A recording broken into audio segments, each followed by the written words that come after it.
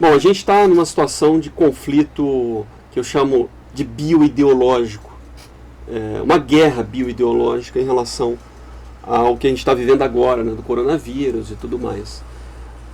Há muita desinformação, isso a gente já falou na aula passada, né, muita desinformação, muito conflito de dados e um pretensiosismo científico assim, um pouco tanto quanto escroto, né, do nada um sujeito biomédico, biólogo, não sei o que, médico, e falam com uma certa prepotência, quando na verdade, se você observar a própria medicina, que não é uma ciência em si, né? A medicina é um composto de ciências. Você precisa pensar num contexto, né, sobre o que você vai endossar sobre políticas públicas. Porque de fato é muito curioso como é que a gente adotou, em parte do mundo adotou certas restrições muito severas, né? A circulação de pessoas e tudo mais. Parte dessa propaganda não observa como nem todos fizeram isso. E às vezes há muito pouca prudência, muito pouco senso crítico, muito pouca frieza, né? Isso em grande medida pela própria classe médica, que embasa boa parte dessas políticas públicas, né? Enfim, não vou entrar nas minúcias assim do vírus em si, porque seria muito imprudente. Há desconfiança de que é uma arma biológica, pode ser. Ao mesmo tempo, a gente pode desconfiar do exagero de certas medidas por vários indícios, por exemplo, diferente de outros vírus que provocam doenças respiratórias. O coronavírus não mata criança, não mata mulher grávida, não mata jovem saudável. Pode acontecer? Eventualmente pode acontecer, como qualquer doença. Tá? Mas ela mata, sobretudo, idosos, né? Idosos com comorbidade. Se você for saudável, também não. Mas, enfim, então é curioso como é que ela provocou esse caos todo. Só a título de questão, na verdade, né? Não, sem nenhuma pretensão de afirmar que alguém está certo, alguém está errado. Até porque, dentro de um princípio da incerteza, há argumento para defender essa quarentena total. Há argumento. Embora seja algo inédito, da forma como está se colocando. Tá? Dessa forma. Mas é uma coisa para a gente pensar também. Um outro aspecto é uma confusão de dados estatísticos, né? O Leandro colocou, a China deve estar manipulando e de fato ela faturou um pouco com isso, mas também está perdendo, e ela pode perder de modo assim a médio e longo prazo, uma rearticulação de política industrial, né, do mundo, porque todo mundo ficou dependente da China. Eles são a grande manufatura do mundo. E isso é um problema. A gente vê agora o fenômeno das máscaras, né, e dos respiradores. O Brasil importa, mesmo que o Brasil importou, passou pelos Estados Unidos, ficou lá porque eles pagam mais dinheiro, eles ficaram e dane-se os contratos. Os chineses não respeitam e vale mais essa altura quem paga mais. Os americanos fizeram isso com os franceses também. Tava lá, não quer vender para mim, eu pago mais. Pronto, venderam. O Leandro falou, a China também depende de muitos países. E o Brasil, aí eu vou falar no caso mais do Brasil, o Brasil pode entrar de forma muito interessante nisso. Mas o que eu ia observar é o seguinte, a gente está dentro dessa guerra bioideológica, e dentro dessa guerra bioideológica, nós temos o fenômeno de um problema doméstico brasileiro, que é uma crise de poder, que é uma crise de autoridade política, que é uma crise de conciliação política. E isso, obviamente, atravessa o atual governo do Bolsonaro. E é importante a gente fazer análise de como, primeiro, como esse evento inusitado do vírus conturbou um pragmatismo do próprio presidente e E como também, na verdade, a gente tem uma situação muito ímpar para certas soluções políticas, né? Bom, primeiro eu preciso observar que o próprio fenômeno da ascensão do Bolsonaro é uma consequência de uma crise política da nova república. Isso é uma questão que surge ciclicamente na história política mundial e brasileira também. A gente tem os ciclos políticos, eles têm um período, na verdade, 30 anos em geral, uma geração, e aí você tem umas certas reformulações. Como nós temos alguns sistemas muito engessados, a gente tem uma dificuldade de fazer uma reviravolta, né? Por exemplo, se a gente tivesse uma Constituição que previsse revisão constitucional de 10 em 10 anos, talvez a gente não sentisse tantos abalos. Porque parte do nosso abalo na segurança pública, na administração do Estado e tudo mais, ele se deve a um engessamento da Constituição, né? Embora ela tenha uma permissão interpretativa muito grande, isso fica a cargo de uma instituição, né, o topo do judiciário. Mas a Constituição em si, ela precisava de revisões, até para dar mais. A questão é a segurança. Você tem que passar segurança numa Constituição, algo que a gente não tem hoje. O que está acontecendo agora é qualquer desculpa o termo, estupra a Constituição e fica por isso mesmo, porque isso já se tornou corriqueiro, né? Então, diante disso, essa crise política, crise do condomínio, da situação política dos partidos tradicionais da Nova República que eu falo de 1988 para cá, ou da abertura dos militares para cá, isso fez com que abrisse uma novas saídas políticas. Uma das saídas foi o impeachment da Dilma,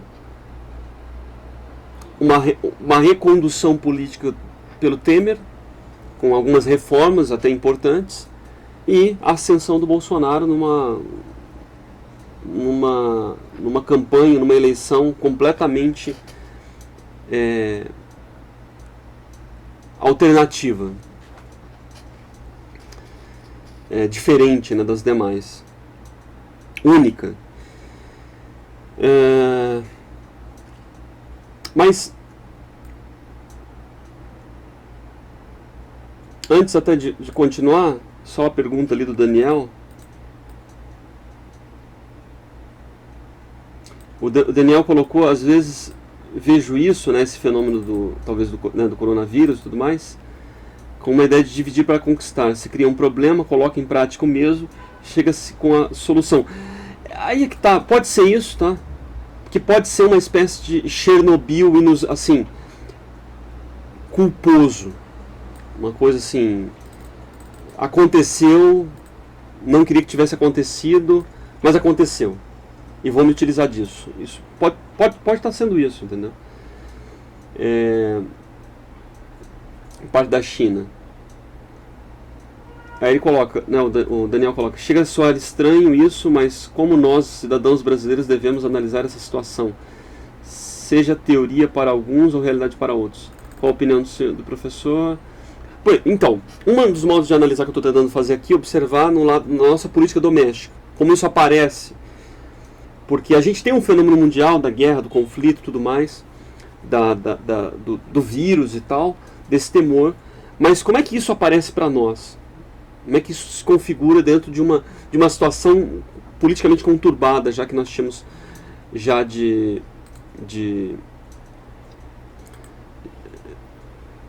já não era nova, né? Primeiro a gente tem que pensar como é que uma coisa que existe, que isso acabou com um certo sentido de continuidade, de pragmatismo político. Porque a situação mudou. Tá? A situação é nova.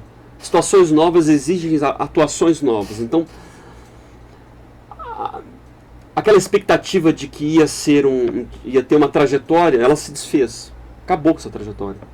Por uma série de motivos. Tem que aumentar gasto público, sistema de saúde, repensar a comunicação. É outra situação, é quase situação de guerra mesmo. Então, para nós, primeiro a gente tem que observar assim, qual é a característica desse governo do governo, que é o poder principal, né, convenhamos, que é o poder que encarna de fato a representatividade unida da nação, que é o poder executivo federal. Que nenhum outro consegue captar essa unidade. Isso até é uma questão de representatividade. Se fala às vezes em parlamentarismo. É difícil você fazer isso. O parlamentarismo encarna uma representatividade tal qual o presidencialismo do Brasil. Em tese, eu até só tenho um apreço pelo parlamentarismo. Mas se você não tiver um pleno acordo, como existia no Brasil Império, por exemplo, com uma representatividade nacional única, isso é bem complicado. Isso é muito complicado.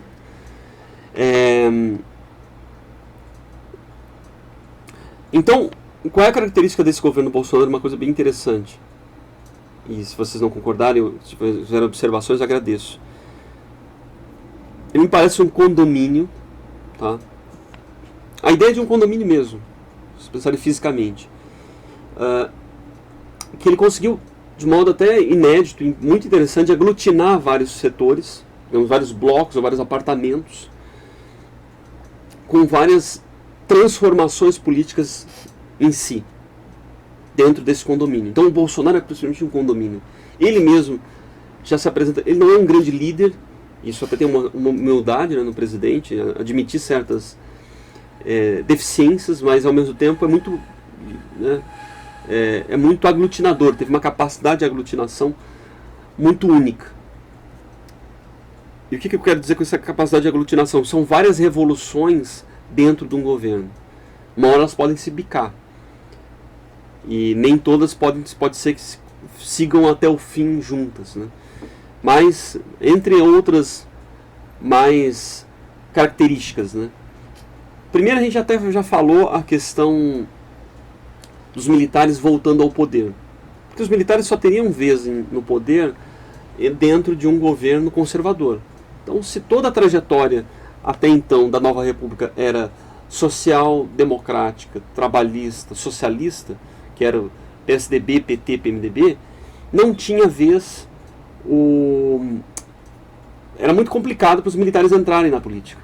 Quando vem um governo conservador, né, de matiz conservadora, reacionária conservadora, né, pode observar diversas maneiras, que é o governo Bolsonaro, isso se altera. Então há um lugar reservado para os militares.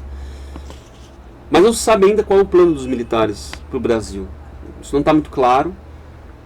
Há por parte do oficialato, uma condescendência muito grande com o establishment democrático, estabelecido em 88, né, um certo assim, pesadelo de serem vistos como ditadores,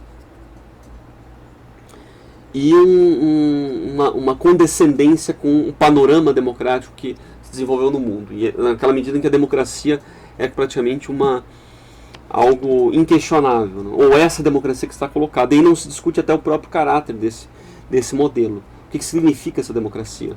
As instituições liberais democráticas. Que estão em impasse no mundo inteiro, né? Uma outra revolução que está dentro desse condomínio do governo Bolsonaro é uma revolução da Lava Jato, que é uma revolução que envolve aquela questão que vocês colocaram em relação à impunidade, porque o que a Lava Jato trouxe foi uma noção de igualdade pela punição de poderosos. Aquilo que, se vocês forem ler, por exemplo, o Roberto da Mata, que ele fala muito do... Você sabe com quem você está falando, da carteirada, né? Bandido de colarinho branco não é preso, poderoso não é preso, famílias importantes não são presas. A Lava Jato quebrou com isso. Esse foi um fenômeno muito, muito importante. Era muito comum assim você ouvir quando o Dirceu estava sendo citado no mensalão já, pessoas falarem, né? Esse cara nunca vai ser preso, cara. Um cara muito poderoso, talvez o sujeito mais poderoso do Brasil, que ele fiou, na verdade, ele mentalizou todo o poder do PT.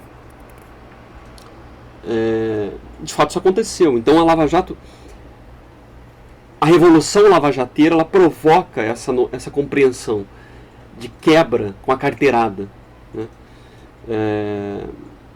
E é uma coisa que não dá para voltar atrás, porque isso caiu na percepção popular.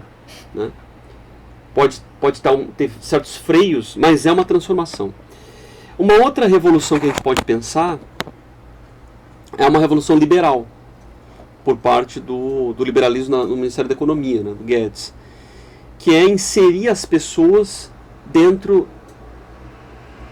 do mercado de investimentos, e do mercado de risco, e do mercado de investimento que não se restringe a banco, a empresas, indústrias e tudo mais. Fazer com que, é aquela coisa assim das propagandas que virem toda hora que você está no rádio, na internet, com R$100 você já é um investidor. E aí, ao mesmo tempo, os juros baixaram, toda uma situação que permite o investimento em setores produtivos, que não tinha antes. É uma tentativa, eu estou fazendo uma leitura positiva, tá, desse fenômeno. Há muitas críticas, obviamente.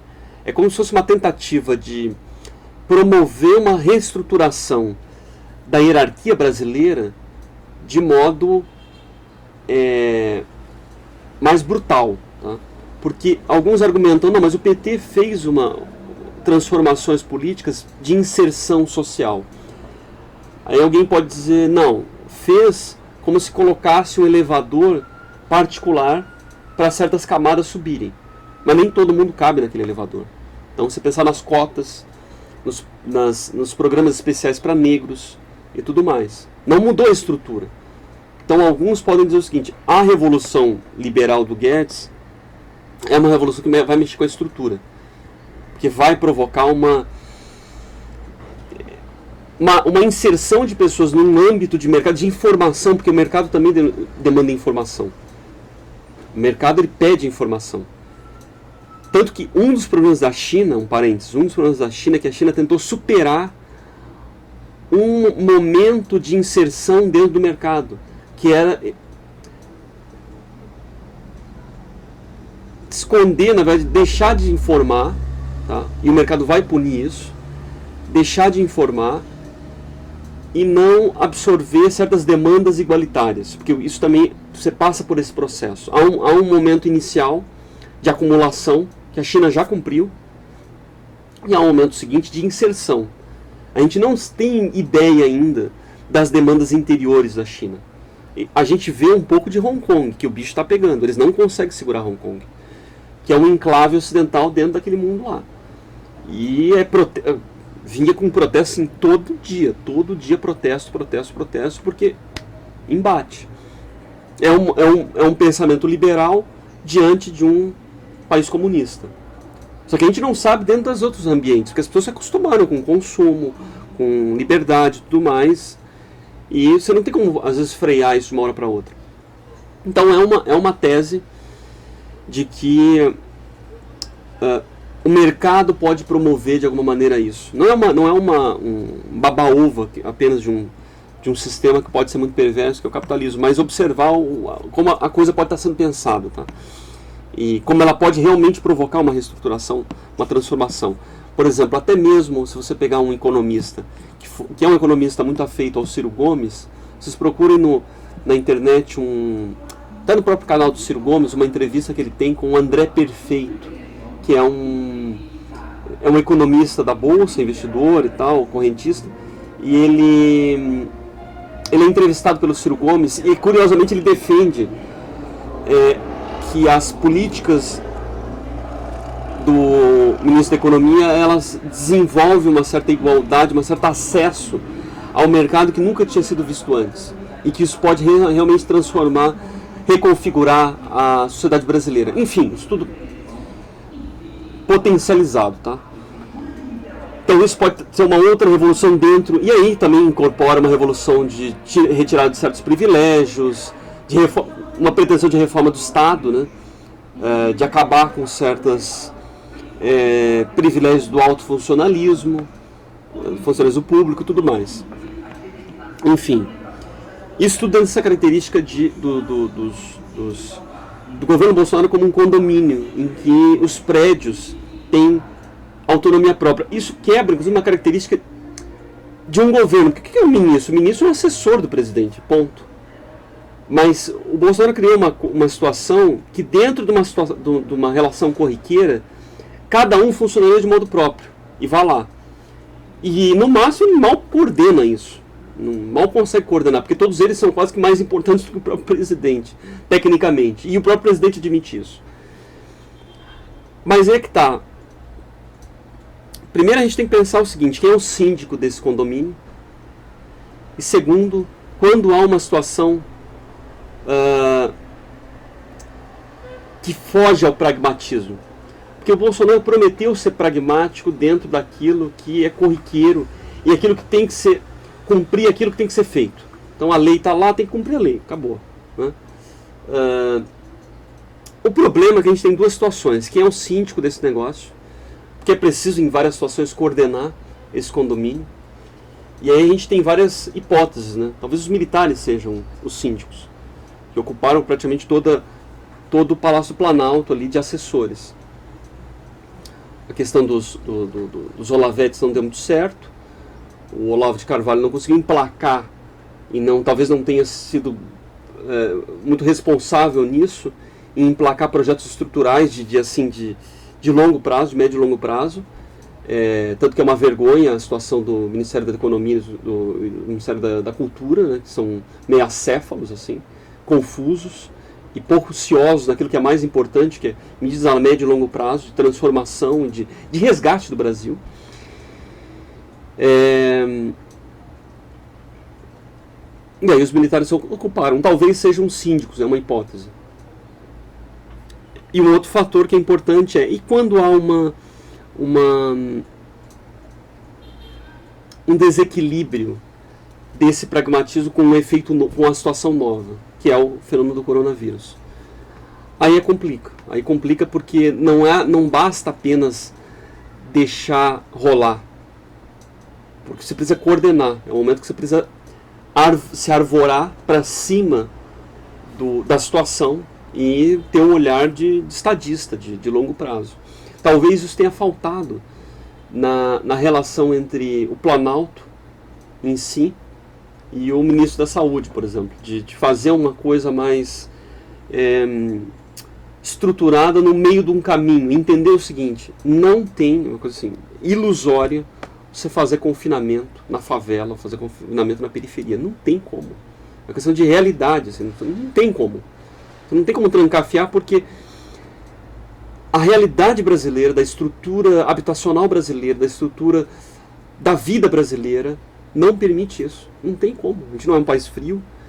Nós não temos condições estruturais para isso. As pessoas não vivem... não tem uma situação econômica própria para isso. Tá? A gente tem uma população economicamente ativa de praticamente 15 milhões de pessoas que estão fora do mercado formal, seja por MEI, seja na verdade alguns até MEI, poucos, mas muitos na completa informalidade. Enfim, e aí você observaria algo no meio do caminho, né? Faz muita, é uma guerra também, como eu falei, bioideológica, faz muita propaganda no sentido de ocupação de espaço, o presidente viaja ao país, põe militar na rua. Aí também é uma grande questão: por que o militar não está na rua? Isso é uma grande questão. Por que os militares não estão na rua? Por que você está falando militar? Porque militar representa unidade nacional. Dá uma percepção de unidade nacional. Certo?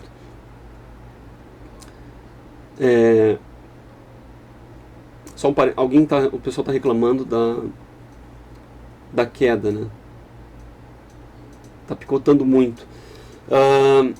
Eu estou gravando também, depois vocês vão ter acesso, mas a minha internet aqui tá boa. Qualquer coisa, vocês... Parece que está picotando bastante. Eu vou dar um reset aqui. Então, tudo bem?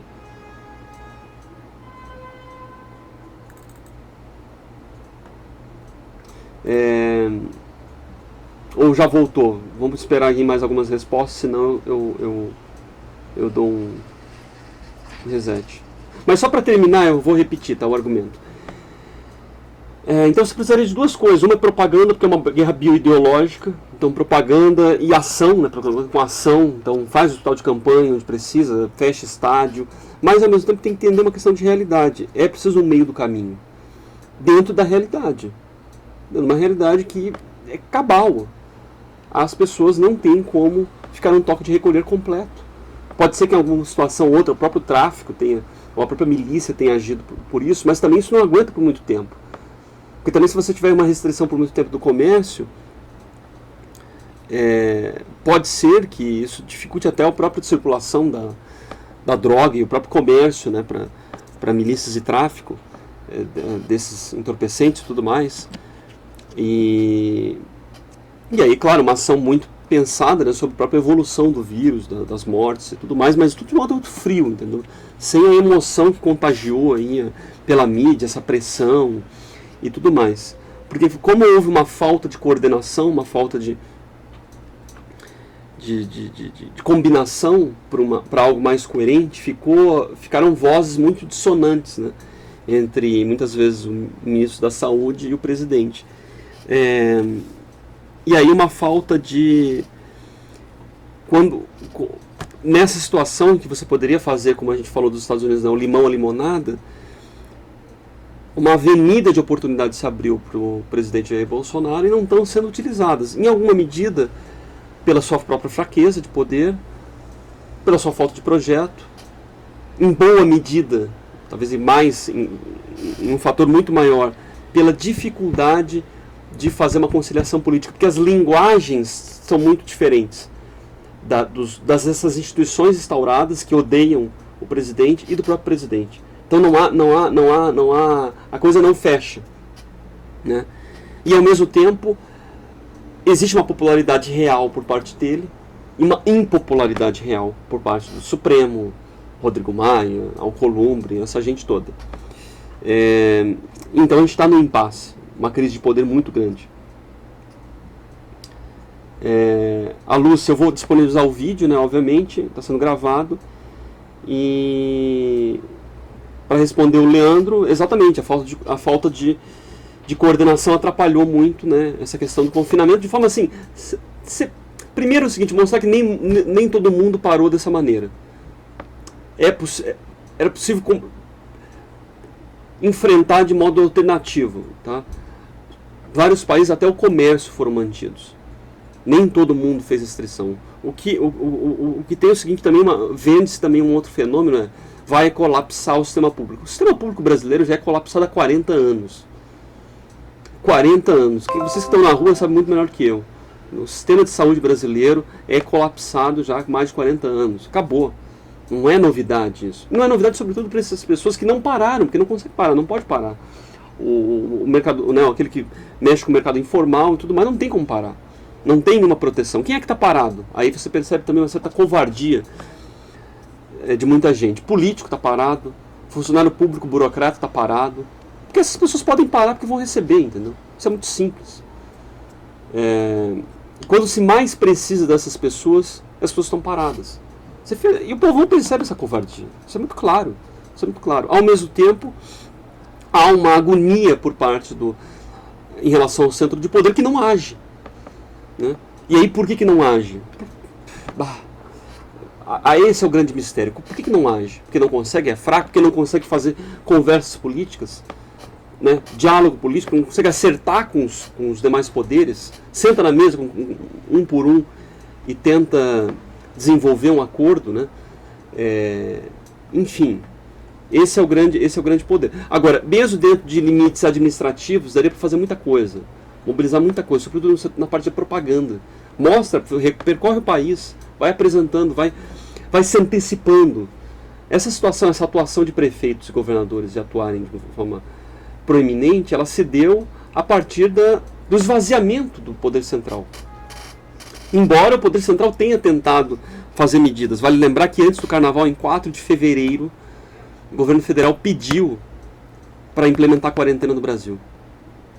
Isso é uma coisa importante. O governo federal se antecipou. Só que como ele é completamente assustado, né, subjugado pelos demais poderes, isso não teve vez. Mas aí você deveria entrar com propaganda. Direto.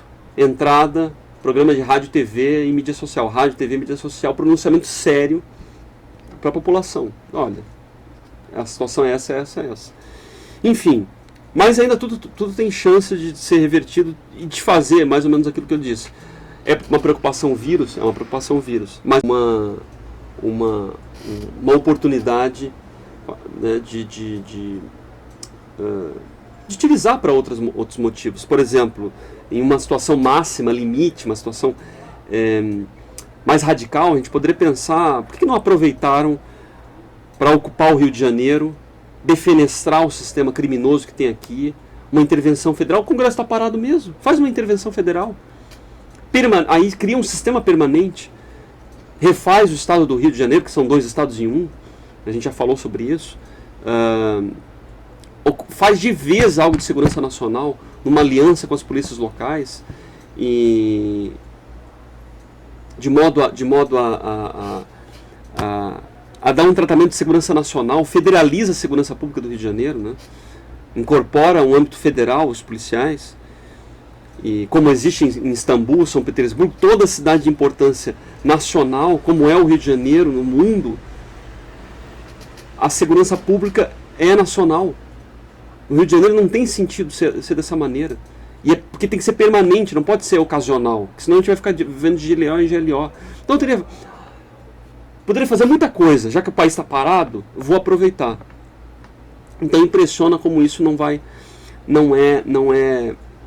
foi mobilizado. E a gente tem que entender por que isso também não é mobilizado, né? Quais são as correlações ali de pressão que não permitem. Enfim, seria mais ou menos isso.